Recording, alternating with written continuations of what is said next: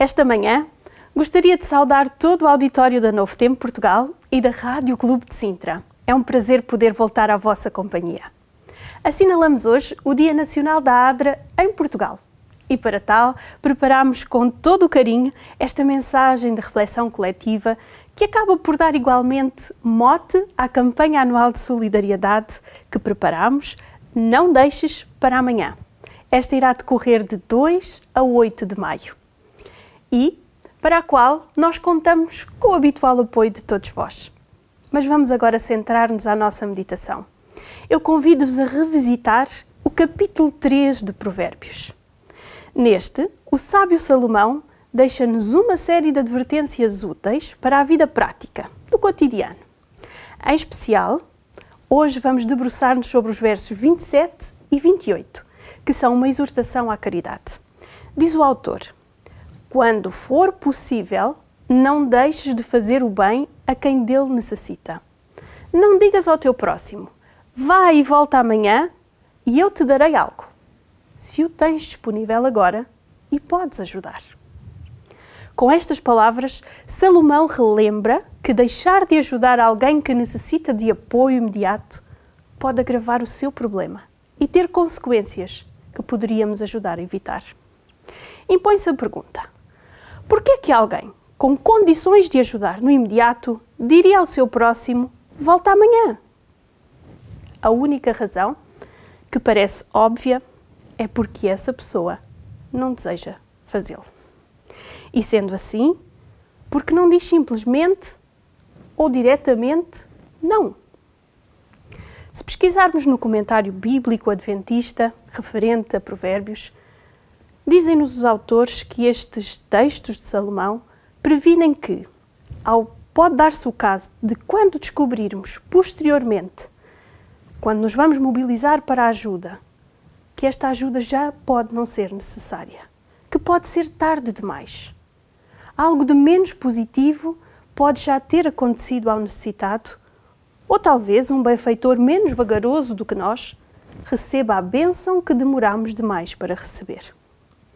Aí, a própria pessoa é vítima da sua decisão de negar ou de adiar a ajuda que estava ao seu alcance.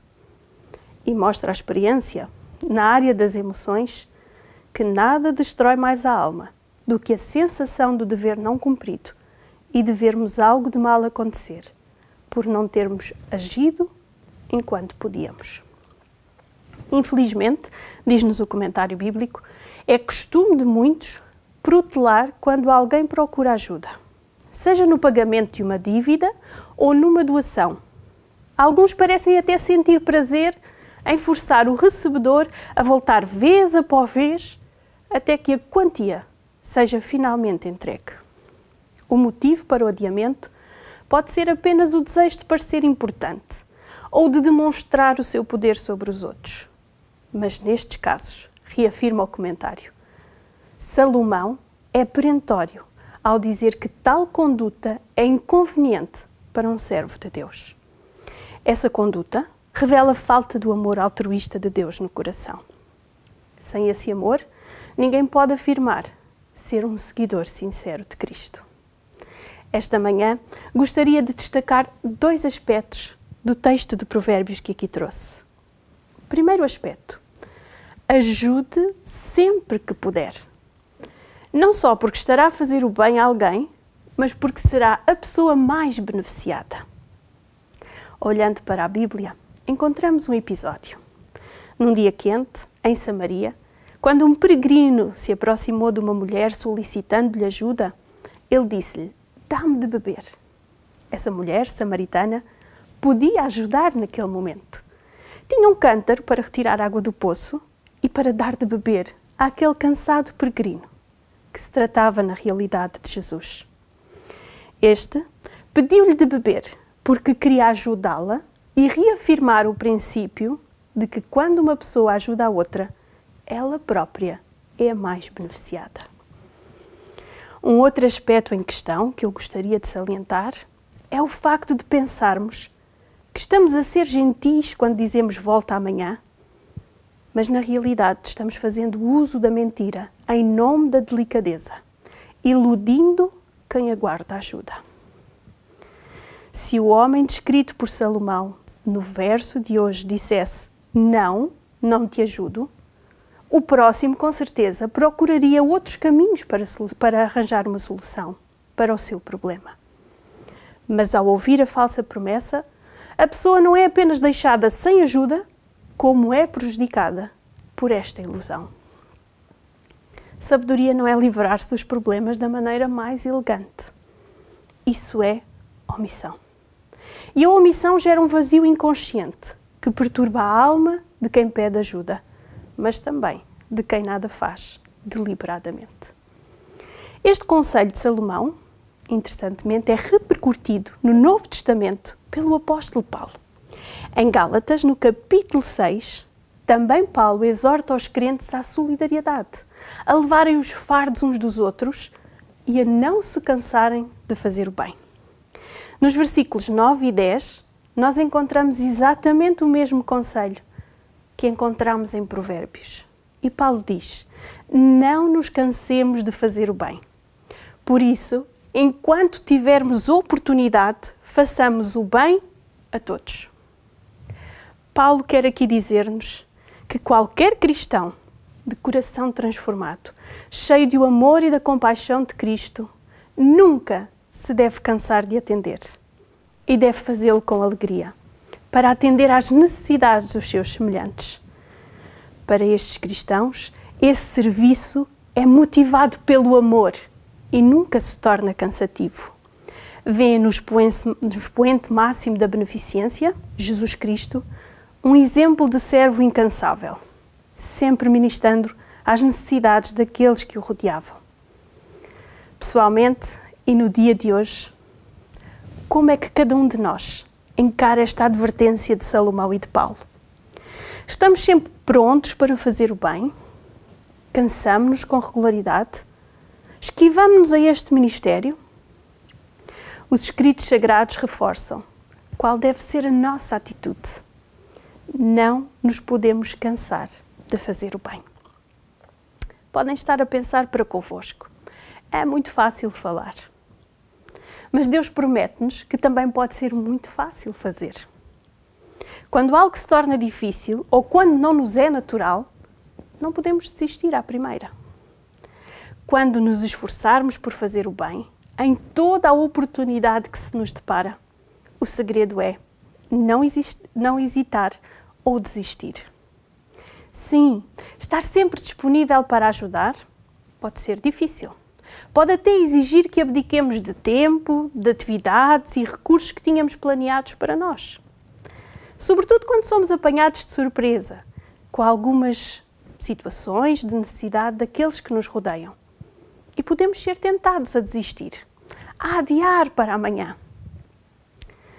Se olharmos para trás, temos tido meses muito difíceis. Alguns de vós poderão até dizer tempos esgotantes. Andamos todos muito cansados de muitas coisas, mas não devemos desfalecer. Se perseverarmos, crendo que Deus está a agir na nossa vida, Ele irá capacitar-nos. Ele nos dará a força e a atitude correta para não nos cansarmos de fazer o bem. Pensem no seguinte: Deus nunca desiste de nós, de nenhum de nós. Porque haveríamos nós de desistir daqueles que nos rodeiam, não lhes concedendo oportunidades para resgatarem a sua dignidade, para se reerguerem de situações difíceis? O verdadeiro cristão encara fazer o bem como o ideal do seu ministério. Ele aproveita cada oportunidade para repartir as bênçãos com que foi afortunado. Uma pergunta de reflexão: reconhece as bênçãos de Deus na sua vida?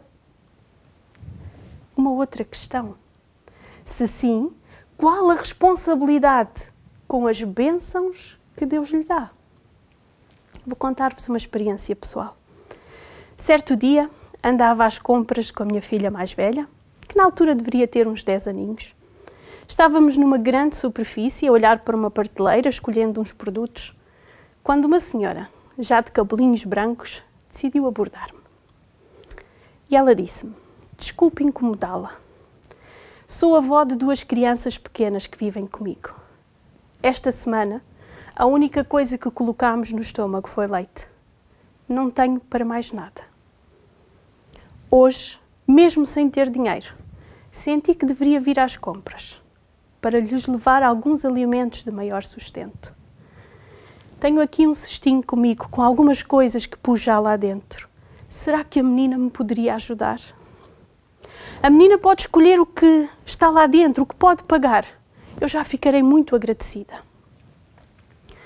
Pude olhá-la nos olhos, sentir o seu desespero e perceber que me dizia a verdade. O seu ar cansado não pôde, no entanto, ser apagado pela réstia de esperança que irradiava do seu olhar expectante, pensando qual seria a minha decisão. Respondi com consideração e admiração pela coragem daquela senhora de cabelinhos brancos. Sim, eu vou ajudá-la. Mas eu ainda vou a meio das minhas compras. E então vamos fazer assim. Quando eu estiver despachada, eu vou ter consigo. A senhora vai esperar por mim na primeira caixa. E eu já lá vou ter. Dito isto, continuei as minhas compras. Cada vez que passava por um corredor, eu olhava e podia ver a senhora lá ao fundo, agarrada ao seu cestinho de compras, estática, junto à primeira caixa, à espera que eu me abeirasse dela para cumprir a promessa. Até que chegou esse momento. Já perto dela eu disse-lhe, pode colocar primeiro as suas coisas e depois eu pago as minhas. Ainda incrédula, ela continuava a insistir. A menina pode escolher do meu cesto o que pode pagar. Tranquilizei-a, dizendo-lhe que não se preocupasse, que colocasse todas as suas compras no tapete rolante da caixa. Ela começou a tirar. Eram maçãs, bananas, pacotes de leite, iogurtes, cereais, massa, arroz, um pedaço de carne, pão e mais meia dúzia de coisas. Ela trazia de casa os seus saquinhos de plástico dobrados para ir arrumando tudo. Os seus produtos passaram. Chegou ao fim e aproximei-me do terminal de pagamento para saldar a conta desta senhora. Já com os seus sacos na mão, com tudo arrumadinho, pronta para ir embora, ela estava ali sem saber o que fazer ou o que dizer, olhou para mim e perguntou, e agora? Como lhe poderei agradecer? Respondi, não tem nada que me agradecer. A felicidade que vejo no seu rosto já é o suficiente. Vá para junto dos seus netinhos e leve-lhe estes alimentos. Desejo-vos as maiores felicidades para recuperarem da atual situação. Antes que eu dissesse mais alguma coisa, esta senhora rematou a conversa dizendo que Deus a continua a abençoar para que a menina continue a ajudar quem precisa. Naquele momento fiquei estupefacta. Mesmo ali na caixa, diante da empregada que assistia a tudo, exclamei para a minha filha, sabes, filha, isto que a senhora me acaba de dizer é exatamente o que a mãe diz quando vai visitar as igrejas, para sensibilizar as pessoas que elas são abençoadas para que sejam uma bênção nas suas comunidades. E hoje, Deus fez questão de me lembrar a mim, individualmente, que devo continuar a lembrar-me sempre do quão abençoada sou para abençoar os outros. Saímos daquele supermercado com uma alegria imensa no coração. Eu, pessoalmente, trazia uma certeza. Por vezes, e à mercê de ser bombardeada diariamente com pedidos de ajuda pelas responsabilidades profissionais que assumi, eu posso cair num cansaço e num desgaste emocional. Posso até começar a ajudar mecanicamente porque é a minha obrigação, sem sentimento. Então, esta tarde, no supermercado, eu fui lembrada por Deus. Não te canses de fazer o bem. És abençoada para abençoar os outros. Já se passaram praticamente 5 anos desde que esta experiência aconteceu e ela continua a marcar-me de uma forma extraordinária. É por isso que tenho a certeza que, baseados na riqueza e na plenitude que temos em Cristo, nós precisamos de estar preparados para servir e ajudar aqueles que necessitam da nossa intervenção, minorando e aliviando a miséria com que as suas vidas está preenchida. Os mais céticos poderão estar a perguntar-se: por que é que Deus precisa de mim ou dela para ajudar os mais vulneráveis? Por que é que Deus não termina radicalmente com a miséria? Vamos começar a responder com esta segunda questão. Vou recorrer às palavras de Ellen White na sua magnífica obra Beneficência Social. E Ellen White afirma: muitos há que se queixam de Deus por estar o mundo tão cheio de necessitados e sofredores. Mas Deus jamais desejou que existisse o sofrimento e a miséria. Nunca foi de sua vontade que uma única pessoa tivesse abundância de luxos, enquanto os filhos de outros clamam por pão. Deus fez dos homens seus mordomos e não deve ser responsabilizado pelos sofrimentos, pela miséria, pelo desamparo e a necessidade da humanidade. Porquê? O Senhor fez ampla provisão para todos. Mas aqueles a quem Deus fez mordomo não têm resistido ao teste, pois têm falhado em socorrer os sofredores e necessitados. Irmã White relembra: se os homens cumprissem o seu dever como fiéis mordomos dos bens de Deus, reparem, nenhum clamor haveria por pão, nenhum sofredor em penúria, nenhum desagalhado em necessidade. As suas palavras são fortes. E ela continua dizendo: é a infidelidade dos homens que gera o estado de sofrimento em que está mergulhada a humanidade. Se aqueles que Deus fez mordomos tão somente utilizassem os bens do seu Senhor no propósito para que lhes foram entregues, este estado de sofrimento não existiria. Vamos agora responder à primeira questão. Por que é que Deus precisa de mim e de si? Ou por outras palavras, porque necessitamos nós de ser canais de alívio? Ao ajudarmos os que mais necessitam, Deus está a trabalhar com cada um de nós. Ele vai fazer várias coisas na nossa vida. Vai ajudar-nos a compreender o seu amor e a sua misericórdia. Depois de compreendermos, Ele vai encorajar-nos na prática desse amor e dessa misericórdia. Ele vai desenvolver em nós um caráter semelhante ao seu. Vai fortalecer o nosso crescimento espiritual. Vai fornecer através de nós exemplos vivos de justiça, amor e compaixão.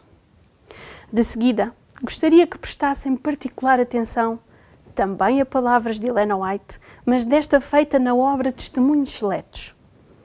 E ela diz-nos assim: o Senhor poderia levar avante a sua obra sem a nossa cooperação. Não depende de nós quanto a dinheiro, tempo ou trabalho. Mas a Igreja, que é composta por cada um de nós, é muito preciosa aos seus olhos. A Igreja é o cofre que guarda as suas joias, o redil que lhe abriga as ovelhas e anela vê-la sem mácula. Eis porque nos tem sido dada a oportunidade de trabalhar para Ele. Aceitar os nossos serviços como testemunho de amor e lealdade é aquilo que Deus deseja. Somos seres imperfeitos e egoístas por causa da nossa natureza pecaminosa. Mas ainda assim, Deus dá-nos a oportunidade de trabalhar por Ele, na sua obra de levar alívio, conforto e esperança. Isto é um privilégio. Estou praticamente a terminar esta reflexão, mas gostaria ainda de fazer mais duas questões para analisarmos as respostas em conjunto. Se deixarmos para amanhã, se perdermos a oportunidade de ajudar, se no fundo não cumprirmos a nossa missão, o que é que acontece? Vamos analisar a resposta sob duas perspectivas. A perspectiva de quem poderia ajudar e a perspectiva daqueles que pedem ajuda.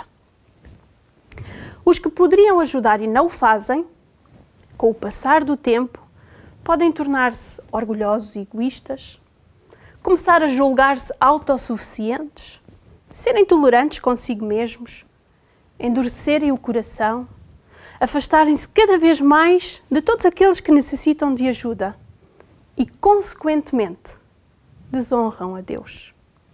Por outro lado, os que não são ajudados sentem-se desenquadrados da sociedade, sentem-se injustiçados, podem até tornar-se ciumentos ou invejosos, podem deixar-se dominar pela amargura, chegando até a odiar os que têm tudo, e podem revoltar-se contra Deus. Mas, se por outro lado cumprirmos a nossa missão, o que é que acontece? Vamos fazer o mesmo exercício. Vamos pensar do lado daqueles que ajudam e do lado dos que são ajudados. Os que poderiam ajudar e assim o fazem, estarão diariamente a trabalhar o tal egoísmo tão característico da humanidade.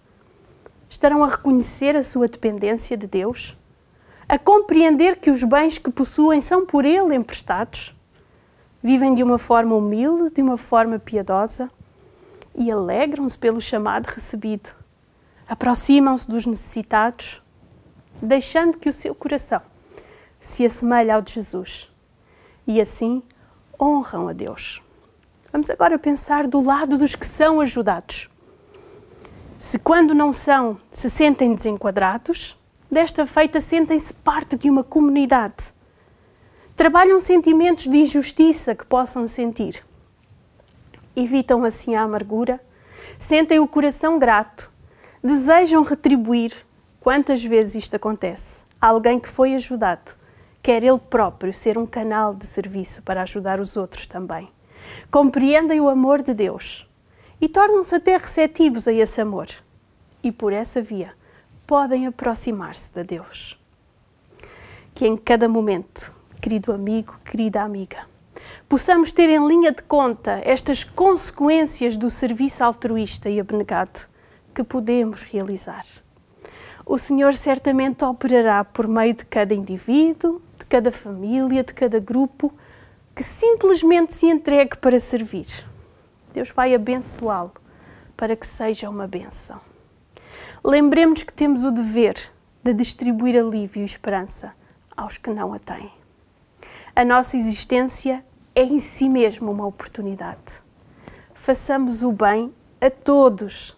Dediquemos a nossa existência no serviço a Cristo, em prol daqueles que nos rodeiam.